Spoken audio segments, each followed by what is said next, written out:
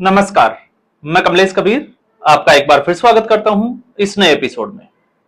आज के इस एपिसोड में हम बात करेंगे लालू प्रसाद यादव के परिवार में जिस तरीके से इस वक्त उथल-पुथल चल रहा है और उस उथल-पुथल की वजह से आरजेडी में घमासान मचा हुआ है।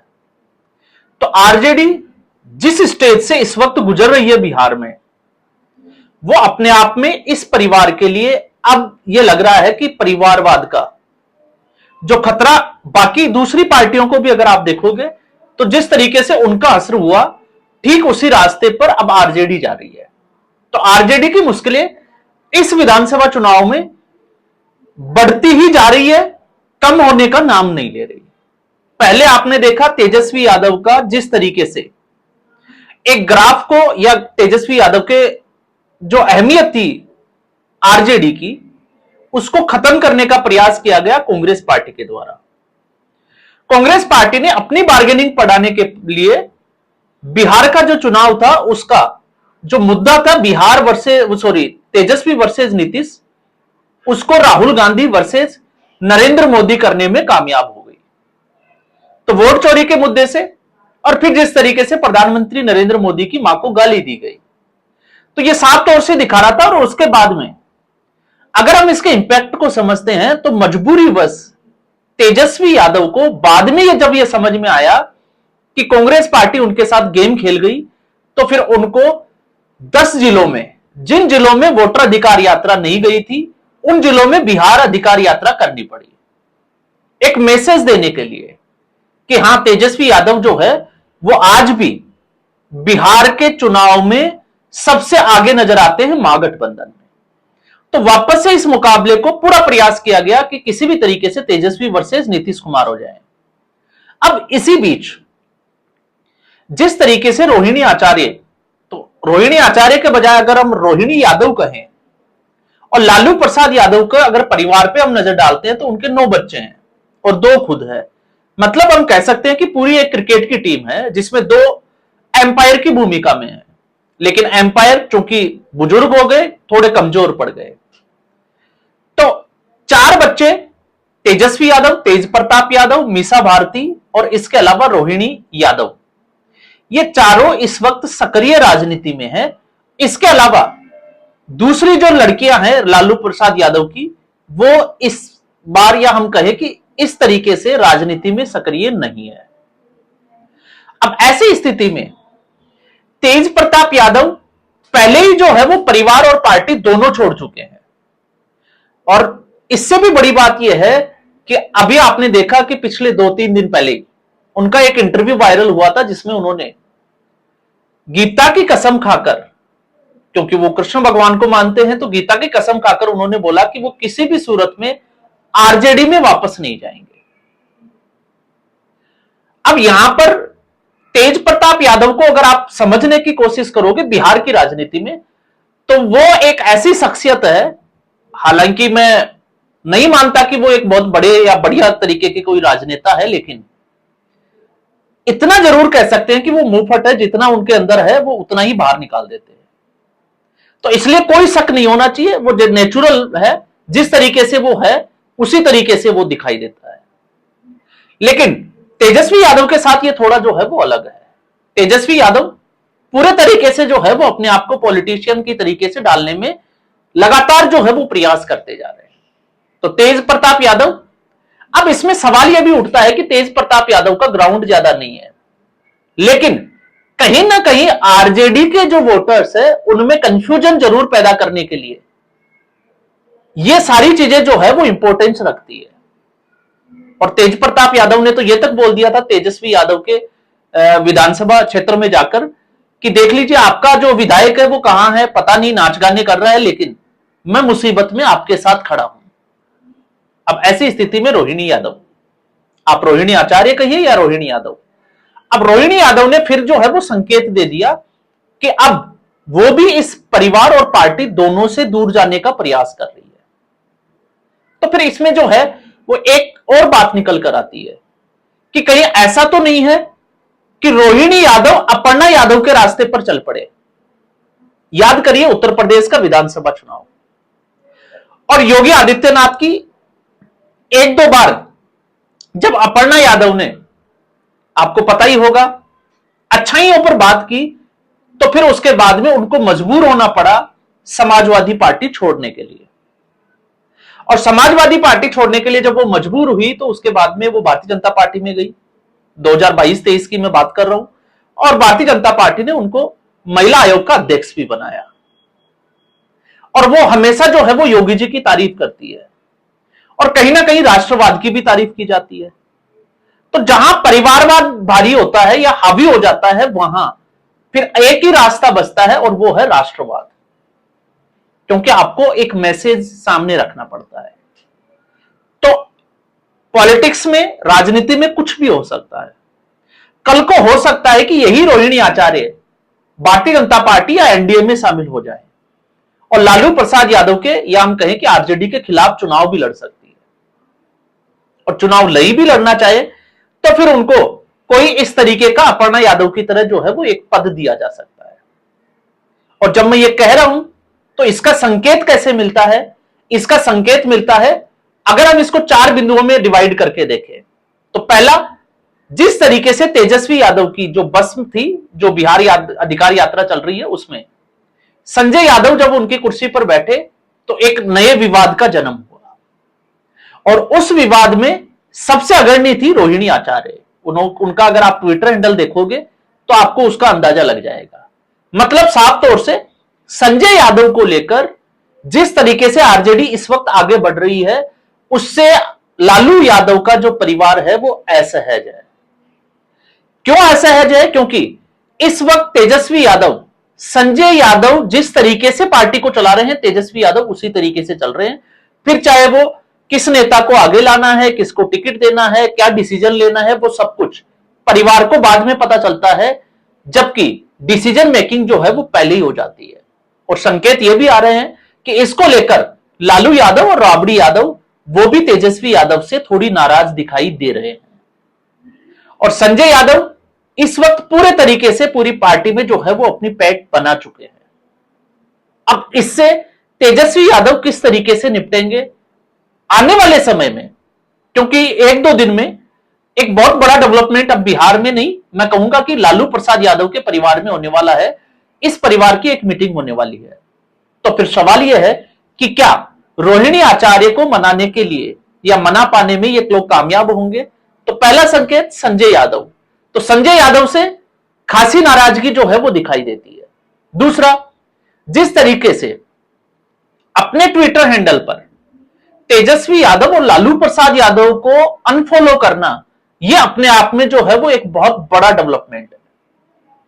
क्योंकि रोहिणी आचार्य 61 लोगों को फॉलो करती थी, जिसमें से सिर्फ जो है वो 3 बचे हैं, जिसमें एक आधा सिंगर है और एक दूसरे फील्ड से है।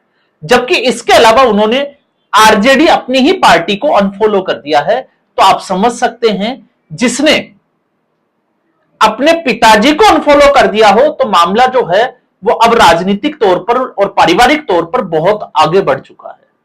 तीसरा संकेत, उनकी जो फेसबुक प्रोफाइल थी जिसमें अब तक लालू प्रसाद यादव की डीपी हुआ करती थी, अब रोहिणी आचार्य ने उसको भी हटा दिया है, रिमूव कर दिया है और उसकी जगह अपनी खुद की फोटो लगा ली है।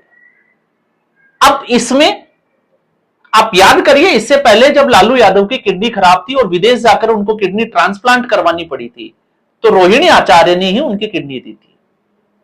अब यहां पर आपने 2 दिन की जो पिछली डेवलपमेंट है वो ये हुई है कि लोग अब रोहिणी आचार्य को ही कटघरे में खड़ा करने की कोशिश कर रहे हैं कि रोहिणी ने लालू यादव को किडनी ही नहीं दी। तो अब आप सोचकर देखिए, दूसरी पार्टी के जो कार्यकर्ता है या दूसरी पार्टी के नेता तो ऐसे कर नहीं सकते। इसका मतलब आरजेडी में ही एक ग्रुप ऐसा है जो इस तरीके का स्टेप उठा रहा है। और इसको लेकर रोहिणी का एक ट्वीट भी आया है जिसमें उन्होंने साफ तौर से कहा है कि उनकी ना तो कोई पद की मंशा है, ना चुनाव लड़ने की मंशा है। इसलिए कोई भी व्यक्ति जो है वो उनको गाली गलौज या अपशब्दों का इस्तेमाल करके अपमानित करने का प्रयास नहीं करे। तो सवाल यह है कि जब वो ये कहती है कि उनको किसी सीट से चुनाव नहीं लड़ना, किसी पद की लालसा नहीं है, तो फिर ये इशारा किस तरफ है? तो यहां पर इसी ट्वीट में जो है वो पूरा प्रमाण छुपा हुआ है कि चल क्या रहा है। क्योंकि अगर आपको विधानसभा चुनाव नहीं लड़ना किसी राजनेता के मुंह से आपने सुना है?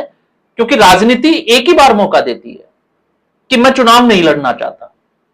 तो लोकसभा चुनाव तो वो ऑलरेडी लड़ चुकी है, तो वो विधानसभा चुनाव क्यों नहीं लड़ना चाहेगी? और दूसरा, जब हम कहते हैं किसी पद की, तो फिर सवाल होता है राज्यसभा में। तो क्या राज्यसभा जाना चाहती थी और लालू प्रसाद यादव, या हम कहें कि तेजस्वी यादव जो है वो रोहिणी को राज्यसभा नहीं भेजना चाहते थे? तो यहां से भी आपको थोड़ा सा जो है संकेत मिलेगा। जब आप इसके ऊपर कुछ ढूंढने की कोशिश करोगे तो साफ तौर से यहां पर इस ट्वीट में, क्योंकि जितने भी जो पिछले 2-3 दिन के ट्वीट है आप उठाकर देखिए, जिस भाषा शैली का इस्तेमाल किया गया है उससे साफ तौर से है कि बहुत कुछ गड़बड़ चल रही है। और फिर चौथा कदम जिसकी मैं बात कर रहा था कि आप एक पार्टी के डेडिकेटेड, क्योंकि ये पार्टी नहीं, ये आपके परिवार की पार्टी है। क्योंकि अगर हम बात करते हैं भारतीय जनता पार्टी की, तो भारतीय जनता पार्टी में आपने देखा अध्यक्ष कोई भी हो सकता है, अलग अलग तरीके से कोई भी हो सकता है, लेकिन समाजवादी पार्टी, इसके अलावा बहुजन समाजवादी पार्टी आप उठाकर देख लीजिए, आरजेडी, शिवसेना ठाकरे की पार्टी आप देख लीजिए, एनसीपी देख लीजिए शरद पवार की, तो ये वो पार्टियां हैं जो पारिवारिक पार्टियां हैं। इनका जन्म, या हम कहें कि इनका, अगर आप ये पूछोगे कि अगला अध्यक्ष कौन होगा, तो वो पार्टी से होगा। उनका अगला मुख्यमंत्री कौन होगा अगर वो जीतती है, तो आपको मिलेगा कि वो पार्टी उस परिवार से ही होगा। अब यहां पर कांग्रेस पार्टी की और इन पार्टियों की, क्षेत्रीय दलों की थोड़ी सी स्थिति अलग है। क्यों अलग है? समय समय पर कांग्रेस पार्टी भी टूटी है, और वो किस वजह से टूटी है अब हम उसमें नहीं जाएंगे, पहले हम क्षेत्रीय दलों की बात करते हैं। जब जब क्षेत्रीय दलों में परिवारवाद हावी हुआ है, तब तब पार्टियां जो है वो टूटी है। और आप उठाकर देख लीजिए, जब हम महाराष्ट्र की बात करते हैं, तो महाराष्ट्र में 2006 याद करिए, जब बाला साहब ठाकरे ने अपने उत्तराधिकारी के रूप में उद्धव ठाकरे को जिम्मेवारी सौंपी, तो राज ठाकरे जो उस वक्त राजनीति में सक्रिय थे, उन्होंने शिवसेना छोड़ दी, महाराष्ट्र नवनिर्माण सेना का निर्माण किया, और उसके बाद 2008-9 में, या मैं कहूंगा कि 9 में विधानसभा चुनाव भी लड़ा और कुछ सीटों पर जीत भी हासिल की। महाराष्ट्र की दूसरी पार्टी एनसीपी में अगर आप देखोगे शरद पवार, तो शरद पवार के बेटे अजीत पवार, उन्होंने ही पार्टी तोड़ दी। क्यों? क्योंकि पार्टी में जब पूरा परिवार इन्वॉल्व हो जाता है, तो पार्टी परिवार के आसपास घूमना शुरू कर देती है, और ऐसे में एक दूसरे के ऊपर आरोप और महत्वाकांक्षा, ये जो है वो बड़ा रोल प्ले करता है। इसके अलावा आप देख लीजिए अखिलेश यादव, खबर थी आपको पहले भी पता होगा कि चाचा शिवपाल भी नाराज हो गए थे, कई दिनों तक वो पार्टी में नहीं थे, फिर उसके बाद में कैसे भी करके पार्टी में आए, लेकिन जब से अखिलेश यादव अध्यक्ष बने हैं, शिवपाल यादव की जो है वो हैसियत घटाकर कम कर दी गई है। इसके अलावा अखिलेश यादव के ही भाई प्रतीक यादव, जो आपको पता होगा एक जिम विम चलाने का या बॉडी बिल्डर ऐसे कुछ है, तो उनकी जो पत्नी है अपर्णा यादव, उसकी हम बात ही कर चुके हैं कि वो तो पार्टी छोड़कर भारतीय जनता पार्टी के साथ चली गई, जो कि उसकी मुख्य प्रतिद्वंदी पार्टी है। इसके अलावा याद करिए आप रामविलास पासवान, पशुपति पारस, और एक तरफ चिराग पासवान। तो समय समय पर परिवारवाद जब जैसे जैसे हावी होता है, पार्टियां जो है वो टूटती है, और टूटने के बाद में जिस तरीके से कमजोर होती है, तो ये इसलिए मैंने कहा था कि आरजेडी इस वक्त जो है वो क्रूशियल स्टेज से गुजर रही है, और यह चुनाव तुरुप का इक्का साबित होगा। अगर ये मामला जो है वो बिगड़ता चला गया और आरजेडी सीटें जो है वो कम हो जाती है, तो आप मानकर चलिएगा कि आरजेडी का जो वोट बैंक है उसको खींचने में कांग्रेस पार्टी अगले चुनाव के लिए कामयाब हो जाएगी। और इसका मैंने जिक्र भी किया था कि कांग्रेस पार्टी को पता है कि इस चुनाव में उनके पास खोने के लिए कुछ नहीं है, लेकिन इससे अगला चुनाव जो 2031 तक जाएगा, उसकी कांग्रेस पार्टी ने पूरी तैयारी कर ली है। और यही एक वजह है जब कांग्रेस पार्टी ये कहती है कि मुझको 70 से ज्यादा सीटों पर, और 63 सीट्स तो उनकी कैलकुलेशन में है। क्यों कैलकुलेशन में है? क्योंकि पिछली बार 70 सीटों पे चुनाव लड़ा था, 19 पे जीत हासिल की थी, और 43 सीटों पे सेकंड रनर अप थी। तो आप समझ सकते हैं कि कांग्रेस पार्टी आरजेडी से आगे जाने के प्रयास में है। जीतने के लिए कांग्रेस पार्टी के लिए कुछ नहीं है, और कांग्रेस पार्टी महागठबंधन जीते या नहीं जीते, कांग्रेस पार्टी को इससे कोई मतलब नहीं है। यही एक वजह है सीधे तौर पे वो मुख्यमंत्री का ऐलान करने से भी बच रहे हैं। तो ये जो सारी जो है वो आप देख सकते हो कि परिवार पार्टियों का। इसके अलावा बसपा में आप देखिए कि मुख्यमंत्री होने के बावजूद मायावती की जो पार्टी है वो कहां पहुंच गई। पंजाब में अगर आप देखोगे तो अकाली दल, बादल परिवार की स्थिति कहां से कहां तक पहुंच गई। अब आप बात कर सकते हैं कांग्रेस पार्टी की। तो कांग्रेस पार्टी में पार्टी के बजाय परिवार ही जो है वो खत्म होता चला गया। इसको आप ऐसे समझ सकते हैं। क्यों? क्योंकि मैं पहले भी बात कर चुका हूं, क्योंकि इस वक्त राहुल गांधी अकेले हैं गांधी परिवार में, और दूसरा सदस्य है प्रियंका वाड्रा का बेटा, जो अभी राजनीति में सक्रिय नहीं है, और रॉबर्ट वाड्रा को मौका नहीं दिया जा रहा। तो इससे आप समझ सकते हैं। और इसका दूसरा पहलू भी अगर आप देखोगे तो गांधी परिवार में बचा कौन है जिससे आप परिवारवाद की वजह से पार्टी टूट जाए, ऐसा नजर नहीं आ रहा। क्यों नजर नहीं आ रहा? क्योंकि इस क्रोनोलॉजी को अगर आप समझोगे तो राजनीतिक तौर पर अगर आप देखोगे तो इंदिरा गांधी के छोटे बेटे संजय गांधी राजनीति में ज्यादा सक्रिय थे। 1975 में आपातकाल की उस परिस्थिति के बावजूद कांग्रेस पार्टी को सरकार बनाने के लिए, या हम कहें कि इंदिरा गांधी को वापस प्रधानमंत्री बनाने में अगर किसी का हाथ था तो वो थे संजय गांधी और उनके दोस्त राजेश पायलट, जिसका भी मैंने जिक्र किया था।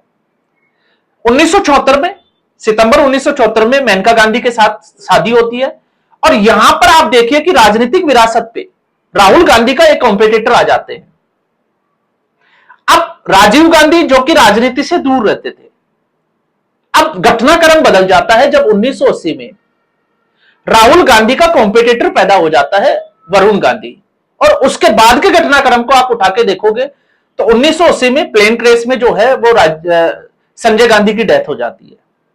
1982 आपको वो घटना याद होगी, 28 मार्च, जब लखनऊ के, मैंने आपको पहले भी बताया था कि जिस तरीके से एक सभा रखी गई थी और मेनका गांधी को उसका इनविटेशन मिला, वो वहां गई, उन्होंने एक जबरदस्त भाषण दिया जिससे इंदिरा गांधी नाराज थी, क्योंकि इंदिरा गांधी नहीं चाहती थी कि मेनका गांधी राजनीति में सक्रिय हो। तो उनको अगले ही दिन 29 मार्च को सफदरजंग एक से जो है वो बाहर निकाल दिया गया। उसके बाद वो अपने पेके चली गई, या हम कह सकते हैं कि अपने पेरेंट्स के पास। ऐसी खबर जो है वो उस वक्त की खबरें हैं। आप द हिंदू उठाकर देखोगे तो आपको सारा माजरा समझ में आ जाएगा।